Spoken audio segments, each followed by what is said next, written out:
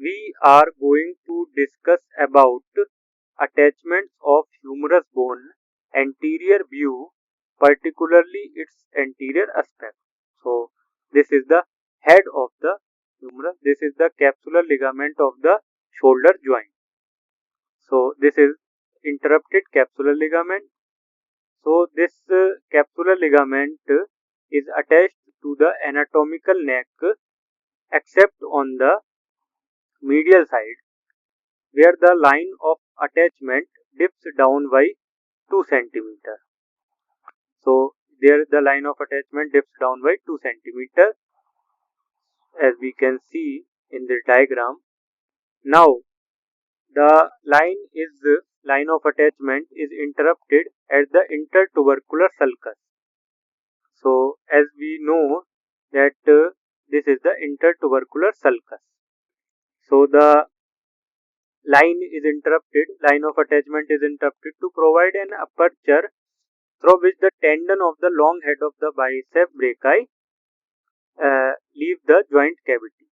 So this is the aperture. Now this is the subscapularis muscle gets inserted to the lesser tubercle. Now this is the supraspinatus muscle gets inserted to the uppermost impression on the greater tubercle. Now we came to this pectoralis major muscle gets inserted to the lateral lip of the intertubercular sulcus. So this is the lateral lip. Now we came to the latissimus dorsi, which gets inserted to the floor of the intertubercular sulcus. Now we came to the teres major muscle, which gets inserted to the medial lip of the intertubercular sulcus. Now this is the deltoid muscle gets inserted to deltoid tuberosity. Now this coracobrachialis muscle gets inserted to the rough part of the middle of the medial border.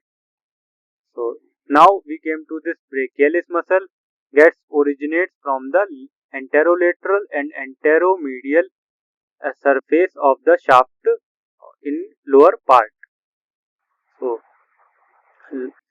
now this is the brachioradialis muscle. This originates from the upper two-third of the lateral supracondylar ridge.